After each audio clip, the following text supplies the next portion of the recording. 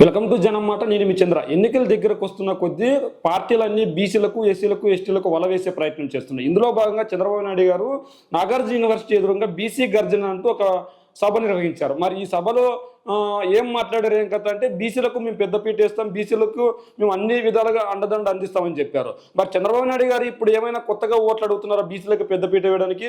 చంద్రబాబు నాయుడు గారు ఇప్పటికే 14 సంవత్సరాలు ముఖ్యమంత్రిగా పనిచేశారు, 14.5 సంవత్సరాలు ప్రతిపక్ష నేతగా పనిచేశారు. అంటే దాదాపు అధికార పక్షం ప్రతిపక్షంలో 30 సంవత్సరాలు ఉన్నారు. ఎమ్మెల్యేగా ఇంకో 10 సంవత్సరాలు, అంటే ఓడిపోయిన ఎమ్మెల్యే కావచ్చు, గెలిచిన ఎమ్మెల్యే కావచ్చు. అంటే దాదాపు చంద్రబాబు గారు రాజకీయ చరిత్ర 40 సంవత్సరాలు. 40 సంవత్సరాల రాజకీయ చరిత్రలో చంద్రబాబు నాయుడు గారు 14.5 సంవత్సరాలు ఉమ్మడి ఆంధ్రప్రదేశ్కు, విడిపోయిన ఆంధ్రప్రదేశ్కు ముఖ్యమంత్రిగా ఉన్నారు. మరి అప్పుడు బీసీలకు ఏం చేశారు? మరి ఇప్పుడు కొత్తగా బీసీలకు మేము చేస్తామని ఎందుకు చెప్తున్నారు అంటే, చంద్రబాబు నాయుడు గారు అధికారంలో ఉన్నప్పుడు ఒకలా ప్రవర్తిస్తారు, అధికారం అయిపోయిన తర్వాత ఇంకోలా ప్రవర్తిస్తారు. బీసీలు జడ్జిలుగా పనికిరారని ఇదే చంద్రబాబు నాయుడు గారు జడ్జికి లేఖ రాశారు. మరి ఎందుకు లేఖ రాయాల్సి వచ్చింది అంటే, బీసీలు ఉన్నత పదవుల్లో కూర్చోకూడదా? మరి బీసీలు జడ్జిల అవకాశం కల్పించకూడదా? మరి ఇంకొకటి, ఎస్సీ ఎస్టీ కులాల గురించి తక్కువ చేసి మాట్లాడారు ఇదే చంద్రబాబు గారు. అంటే బీసీలో సభ పెట్టినంత మాత్రం బీసీల గురించి మాట్లాడదలుచుకోలేదు. ఇది ఎస్సీ ఎస్టీలు కులాల్లో ఎవరు పుట్టాలనుకుంటారని కూడా చంద్రబాబు నాయుడు గారు మాట్లాడారు. అంటే ఎస్సీ ఎస్టీ బీసీ కులాలపై చంద్రబాబు గారు ఎంతటి ప్రేమ చూపిస్తారంటే, ఎన్నికలు వస్తున్నప్పుడు వాళ్ళ ఓట్లు వేసుకొని అధికార కుర్చీలో కూర్చొని తర్వాత తమ కులాలకు పెద్దపీట వేస్తూ, తన సామాజిక వర్గాలకు పెద్దపీట వేస్తూ, లేదంటే తమకు ఆర్థికంగా అండదండలు అందించిన వరకు పెద్దపీట వేస్తూ చర్యలు తీసుకుంటారు. మరి నాయ బ్రాహ్మణులకు మాకు అవకాశాలు కల్పించండి అంటే మీ తోకలు కత్తిరిస్తాం జాగ్రత్త అని హెచ్చరించింది చంద్రబాబు నాయుడు గారు కదా. మరి అదే ముచ్చకారంలో ఏదో అడిగితే మీ తోలు తీస్తామని బెదిరించింది చంద్రబాబు నాయుడు గారు కదా. మరి ఎందుకు చంద్రబాబు నాయుడు ఇంత దుస్సహాయానికి పాల్పడ్డారంటే, ఆ రోజు అధికారంలో కూర్చున్నారు. ఆ రోజు బీసీ ఓట్లు అవసరం లేదు. ఈ రోజు బీసీ ఓట్లు తోడాయి. ఈ రోజు 2014 ఎన్నికల్లో చంద్రబాబు నాయుడు గారు పేద ప్రజలకు మంచి చేస్తున్నాడు అధికారంలో కూర్చొని ఒక మంచి పని దేవుడు ఇచ్చిన మాటలన్నీ తప్పాడు. ఇచ్చిన మాటలన్నీ తప్పి 2019 ఎన్నికల్లో చంద్రబాబు నాయుడు గారికి అదే బీసీ ఎస్సీ ఎస్టీ మైనార్టీ ఓడించి జగన్మోహన్ రెడ్డి గారిని అధికారంలో కూర్చోబెట్టారు.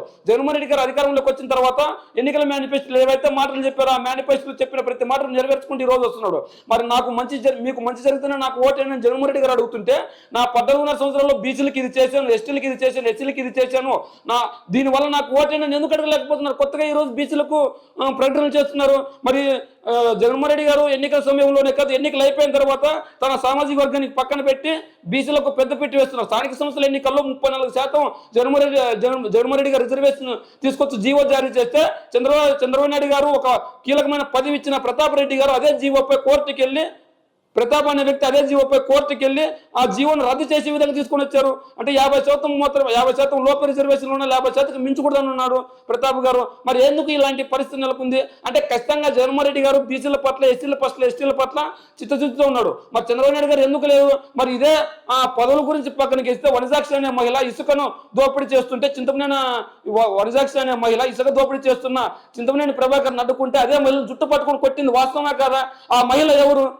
బడుగు బలిగిన వర్గాల మహిళ కదా.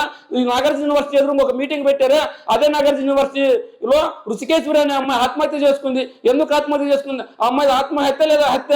ఆ రోజు ప్రభుత్వంలో ఉన్నది ఎవరు? ఆ రోజు ఋషికేశ్వరి ఎందుకు ఆత్మహత్య చేసుకోవాల్సి వచ్చింది అంటే, బీసీలు ఓట్ల కోసం మాత్రమే పనికొస్తారు, ఓట్లు వేయడానికి మాత్రమే పనికొస్తారు. ఓట్లు వేసిన తర్వాత ఆ బీసీలను అణగదొక్కడానికి మాత్రం చూస్తారు చంద్రబాబు నాయుడు గారు. బీసీల కోసం కానీ, ఎస్సీల కోసం కానీ, ఎస్టీల కోసం కానీ, మైనార్టీల కోసం కానీ, పేదల కోసం కానీ, బడుగు బలహీన వర్గాల కోసం పనిచేసేది ఒక జగన్మోహన్ రెడ్డి గారు మాత్రమే. చంద్రబాబు నాయుడు గారు కేవలం ఓట్లు మాత్రమే వేయించుకుంటాడు. ఓట్లు మాత్రమే వేయించుకొని తను మాత్రం అధికారంలో కూర్చొని తన సామాజిక వర్గం, తనకు ఆర్థికంగా అండదండలు అందించిన వారికి మాత్రమే పెద్దపీట వేస్తారు. ఎన్నికలు వస్తున్నాయి కాబట్టి ఈ రోజు బీసీ సభ అంటారు, ఎస్సీ సభ అంటారు, ఎస్టీ సభ అంటారు. ఇవన్నీ బీసీ ఎస్సీ ఎస్టీలు గమనిస్తున్నారు. ఎవరికి ఓటేయాలో వాళ్ళకి బాగా తెలుసు. మరి ఇవన్నీ పక్కన పెడితే డీబీటీ ద్వారా పేద బీసీలకు 1.15 లక్షల కోట్లు బీసీ బ్యాంకుల్లో వేసింది ఎవరు? జగన్మోహన్ రెడ్డి గారు కదా. మరి 50,000 కోట్లు, దాదాపు 50,000 కోట్ల మేర లబ్ధి చేకూర్చారు. డీబీటీ నాన్ డీబీటీ ద్వారా దాదాపు 1.65 లక్షల కోట్ల మేర బీసీలకు ప్రయోజనం చేశారు. అంటే జగన్మోహన్ రెడ్డి గారు ఇచ్చిన మాట ప్రకారం ప్రతి ఒక్క పని చేసుకుంటూ పోతున్నారు. ఈ రోజు బీసీ పిల్లలకు చదువుతున్నారంటే ఒక జగన్మోహన్ రెడ్డి గారు మాత్రమే కారణం. ఎస్సీ పిల్లలు చదువుతున్నారంటే ఒక జగన్మోహన్ రెడ్డి గారు మాత్రమే కారణం. ఒక ఎస్టీ పిల్లలు చదువుతున్నారంటే ఒక జగన్మోహన్ రెడ్డి గారు మాత్రమే కారణం. ఎందుకంటే పేద బడుల్లో చదివేది ఎస్సీ ఎస్టీ బీసీ మైనారిటీ పిల్లలు ఎక్కువగా ఉంటారు. కాబట్టి ఏ గవర్నమెంట్ స్కూల్కి వెళ్ళినా కూడా వీళ్ళ పిల్లలు ఎక్కువగా ఉంటారు. ధనిక కుల పిల్లలు తక్కువగా ఉంటారు, డబ్బున్న పిల్లలు తక్కువగా ఉంటారు ఆ స్కూళ్ళలో. ఎస్సీ పిల్లలు, ఎస్టీ పిల్లలు, మైనారిటీ పిల్లలు, బీసీ పిల్లలు ప్రభుత్వ పాఠశాలలు ఎక్కువగా చదువుకొని తమ భవిష్యత్తును మార్చుకోవాలని ప్రయత్నిస్తున్నారు. అట్లాంటి వాళ్ళ కోసం తెలుగు మీడియంలో చదివితే వాళ్ళ భవిష్యత్తు మన రాష్ట్రానికే పరిమితం అవుతుంది. వీళ్ళు ప్రపంచ స్థాయిలో పోటీ పడాలంటే బీసీ పిల్లలకు కావచ్చు, ఎస్సీ పిల్లలకు కావచ్చు, ఎస్టీ పిల్లలకు కావచ్చు, ఉన్నత వర్గాలకు కావచ్చు, ఎవరైనా సరే ఇంగ్లీష్ మీడియం కంపల్సరీ చేయాలి. ఈ రోజు కార్పొరేట్ విద్యీకరణతో పోటీ పడుతుంది మన ప్రభుత్వ పాఠశాల. దానికి కారణం ఎవరు? జగన్మోహన్ రెడ్డి గారు కదా. ఆ ప్రభుత్వ పాఠశాలలో చదువుతున్నది ఎవరు? ఆ ప్రభుత్వ పాఠశాలలో చదువుతున్న విద్యార్థులకు ఇంగ్లీష్ మీడియం తీసుకుని వస్తానంటే ఇంగ్లీష్ మీడియం వద్దు, తెలుగు మీడియం ముద్దు అని చెప్పింది ఎవరు? అంటే తెలుగు మీడియం వాళ్ళ పిల్లలు అయితే చదవకూడదు, ఆ పేద పిల్లలకి ఇంగ్లీష్ మీడియం చదవకూడదు. అంటే వాళ్ళ పిల్లలు ఇంగ్లీష్ మీడియంలో చదవాలి, పేద పిల్లలు ఇంగ్లీష్ మీడియంలో చదవకూడదు. అంటే ఇక్కడ ఏంటంటే పెత్తందారుల పెత్తనం చూపిస్తున్నారు మరొకసారి. ఎందుకంటే ఖచ్చితంగా తన అధికారంలో ఉన్నప్పుడు బీసీల కోసం, ఎస్టీల కోసం, ఎస్టీ పిల్లల కోసం ఏ రోజు ఆలోచన చేసిన పాపన పోలేదు చంద్రబాబు నాయుడు గారు. నిజంగా చిత్తశుద్ధితో ఆ జగన్మోహన్ రెడ్డి గారు ఆలోచించారు కాబట్టి ప్రతి పాఠశాలలోనూ ఈ రోజు ఇంగ్లీష్ మీడియం తీసుకొని వచ్చారు. ఈ రోజు రాకపోతే రేపు కాకపోతే ఇంకొక రోజు పిల్లలు ప్రశ్నించే రోజు వస్తుంది. ప్రశ్నించే రోజు వచ్చినప్పుడు ఉపాధ్యాయుడికి రాకపోయినా సరే పిల్లలు ప్రశ్నిస్తారు, నేర్చుకొని రావాలని తత్వం ఉపాధ్యాయుల్లో కలుగుతుంది. ఆ రోజు బీసీ పిల్లలకు, ఎస్సీ పిల్లలకు, ఎస్టీ పిల్లలకు, మైనార్టీ పిల్లలకు ఇంగ్లీష్ మీడియం వస్తుంది, ప్రపంచ స్థాయిలో పోటీ పడగలుగుతారు. ఈ రోజు ఇదే బీసీ పిల్లలు ఐక్యరాజ్య సమితిలోకి వెళ్ళి మాట్లాడగలుగుతున్నారు. ఎవరు? దానికి కారణం జగన్మోహన్ రెడ్డి గారు కదా. మరి బీసీల పిల్లలు ఏ రోజైనా ఐక్యరాజ్య సమితికి వెళ్ళి చంద్రబాబు గారు హయాంలో మాట్లాడిన సందర్భం ఉందే? మరి ఈ రోజు చంద్రబాబు గారు ఆ పని చేయలేకపోతే జగన్మోహన్ రెడ్డి గారు ఆ పని చేశారు. ఎందుకంటే బీసీలకు పెద్దపీట వేస్తుంది జగన్మోహన్ రెడ్డి గారు. ఆ పెద్దపీట వేస్తూ బీసీ ఓట్లను ఖచ్చితంగా నాకు మంచి జరిగితేనే నాకు ఓటు వేయండి, మంచి జరగకపోతే ఓటు వేయద్దు అదే బీసీలను, ఎస్సీలను, ఎస్టీలను, మైనార్టీలను అడుగుతున్నాడు. మరి చంద్రబాబు నాయుడు గారు నా 14.5 సంవత్సరాల్లో మీకు ఇది చేశాను, దీనివల్ల మీకు మంచి జరిగింది, నాకు ఓటు అని ఎందుకు అడగలేకపోతున్నాడు? అంటే ఎలాగైనా పుట్టిల బుద్ధితో కుర్చీ తీసుకోవాలని చూస్తున్నాడు తప్ప ఈయన చేసింది ఏం లేదు. పదవుల విషయానికి వద్దామా? పదవుల విషయానికి వస్తే పదవుల్లో కూడా చంద్రబాబు నాయుడు గారి కంటే జగన్మోహన్ రెడ్డి గారు ఎక్కువే చేశారు. ఏ విధంగా, ఎందుకు ఎక్కువే చేసి? ఇప్పుడు కీలక పదవులు జగన్ ప్రభుత్వంలో బీసీ మంత్రులు 11 మంది ఉన్నారు, మరి చంద్రబాబు ప్రభుత్వంలో 8 మందే ఉన్నారు. మరి ఎందుకు 12 మందికి ఇవ్వలేకపోయారు చంద్రబాబు నాయుడు గారు? మరి ఎందుకు జగన్మోహన్ రెడ్డి గారు 11 మందికి ఇవ్వగలిగారు? మరి జగన్ ప్రభుత్వంలో రాజ్యసభ సీట్లు 4 జగన్మోహన్ రెడ్డి గారికి ఇచ్చారు. మరి చంద్రబాబు గారు ఎన్ని ఇచ్చారు రాజ్యసభ సీట్లు? 2014 నుంచి 2019 వరకు చంద్రబాబు నాయుడు గారు అధికారంలో ఉన్నాడు కదా, తన ఎమ్మెల్యేలు గెలిచారు కదా, అధికార పార్టీలో గెలిచిన ఎమ్మెల్యేలు కూడా తన పార్టీలో తీసుకున్నారు కదా. మరి అలా తీసుకున్న అప్పుడు బీసీలను ఒక్క రాజ్యసభ సీటుకైనా పంపించిన దాఖలాలున్నా? అంటే 0 రాజ్యసభ సీట్లు ఇచ్చాడు చంద్రబాబు నాయుడు గారు. మరి జగన్మోహన్ రెడ్డి గారు రాజ్యసభ సీట్లు 4 రాజ్యసభ సీట్లు బీసీలకు కేటాయించాడు. ఎందుకు బీసీలకు కేటాయించాడంటే బీసీలు అంటే బ్యాక్వర్డ్ కాస్ట్ కాదు, బ్యాక్ బోన్. మన దేశానికి వెన్నెముక లాంటి వాళ్ళు మన బీసీలు. అందుకు మన దేశానికి వెన్నెముక లాంటి బీసీలను అత్యున్నత స్థానంలో పొందాలి, వాళ్ళకి పదవులు ఇవ్వాలి, మంచి స్థాయిలో కూర్చోబెట్టాలని జగన్మోహన్ రెడ్డి గారు ప్రయత్నిస్తున్నారు.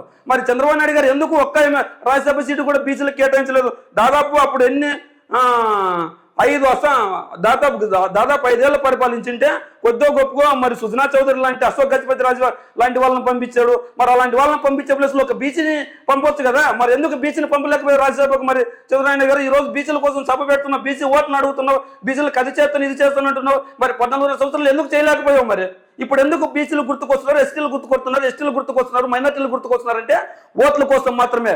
ఎలాగైనా జగన్మోహన్ రెడ్డి గారి ప్రభుత్వాన్ని దించేసి జగన్మోహన్ రెడ్డి గారు ఖచ్చితంగా పేదలకు మంచి చేస్తున్నాడు, పేదలకు బాగుపడితే రేపొద్దున ప్రశ్నించే అవకాశం వస్తుంది, మాకు కూడా అధికారం ఇవ్వండి, మాకు కూడా పనులు చేయండి అనే తత్వం వస్తుంది. ఇలాంటి పని రాకూడదు, ఇలాంటి పని వస్తే మా భవిష్యత్తు శూన్యం, మా సామాజిక వర్గం వాళ్ళు పై స్థాయిలో ఉండరు, కింద స్థాయి సామాజిక వర్గాలు పై స్థాయికి వచ్చేస్తారని వీళ్ళు బాధపడుతున్నారు. ఇవి కాకుండా జగన్మోహన్ రెడ్డి గారు బీసీలకు 30 మంది బీసీలను ఎన్నుకున్నాడు. అదేవిధంగా 19 మంది ఎమ్మెల్సీలను చేశారు, 56 కార్పొరేషన్లు తీసుకొని వచ్చారు, మేయర్ పదవులు 9 ఇచ్చాడు, మున్సిపల్ చైర్మన్ 98 ఇచ్చారు, జెడ్పీ చైర్మన్ 9 ఇచ్చారు, జెడ్పీటీసీలు 217 మంది ఉన్నారు. ఎందుకు ఇంత పెద్ద ఎత్తున జగన్మోహన్ రెడ్డి గారు పదవులు ఇచ్చారు? మరి ఇది కాకుండా మన అసెంబ్లీ స్పీకర్ గతంలో కోడెల సుప్రజ తన సామాజిక వర్గానికి ఇచ్చుకుంటే జగన్మోహన్ రెడ్డి గారు తన సామాజిక వర్గాన్ని పక్కన పెట్టి బీసీ సామాజిక వర్గానికి చెందిన ఎవరికి ఇచ్చారు? మరి బీసీ వ్యక్తికి ఇచ్చారు అక్కడ. మరి ఎందుకు బీసీ వ్యక్తికి ఇచ్చారు?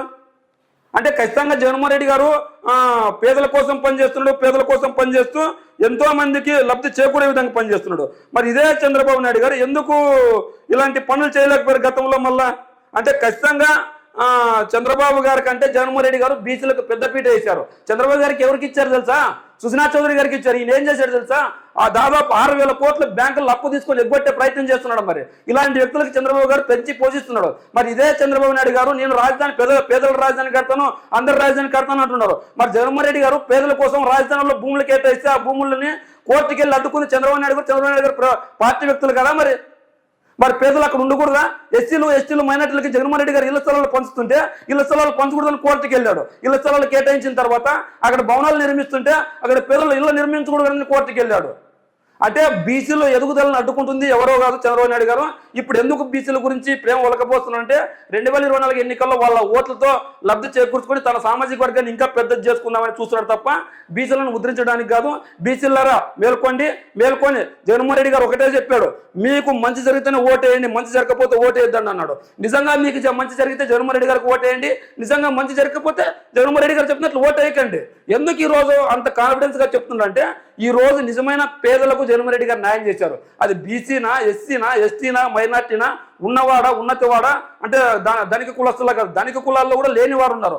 ఆ కులాలకు కూడా కొద్దిగా గొప్ప న్యాయం చేసుకుంటూ వస్తున్నాడు జగన్మోహన్ రెడ్డి గారు. అంటే ఈ రోజు ప్రతి ఒక్క సామాజిక వర్గానికి జగన్మోహన్ రెడ్డి గారు ఆధ్వర్యంలో మంచి జరుగుతుంది. అందులో మంచి జరుగుతుంది, నాకు ఓటేయండి, మంచి జరగకపోతే ఓటేద్దని జగన్మోహన్ రెడ్డి గారు చెప్తున్నారు. మరి చంద్రబాబు గారు బీసీలు 2014 లేకుంటే 2000 అంతకుముందు 14 సంవత్సరాలు పరిపాలన చేసిన చంద్రబాబు నాయుడు గారు బీసీలకు నా ప్రభుత్వంలో మంచి జరిగింది, అందుకే నాకు ఓటేని ఎందుకు అడగలేకపోతున్నారు అంటే కొత్త సంక్షేమ పథకాలతో మభ్య పెట్టాలని చూస్తున్నాడు. ఏదేమైనా బీసీలు కావచ్చు, ఎస్సీలు కావచ్చు, ఎస్టీలు కావచ్చు, మైనార్టీలు కావచ్చు, ఏపీ ప్రజలు ఎవరైనా కావచ్చు ఈ రోజు అన్ని చూస్తున్నారు. మంచి చేసిన వాడికి ఓటేశాడు, మంచి చేయని వాడికి ఓటేడు. వచ్చే ఎన్నికల్లో ఖచ్చితంగా వైఎస్ఆర్సీపీ మరోసారి గెలవబోతుందని చంద్రబాబు నాయుడు గారి మాటల్లోనే తేట తెల్లమైంది. మరి వనసాక్షి పైన ఎందుకు దాడి జరిగింది, రుషికేశ్వరి పరిస్థితి ఏంటి, ఇలాంటి ఎన్నో అనేకమైన ప్రశ్నలు ఉన్నాయి. మరి ఇదేమైనప్పటికీ చంద్రబాబు గారు బీసీ సభలో మాటల గురించి మీరేమనుకుంటున్నారో మీ కామెంట్ రూమ్లో తెలియజేయండి.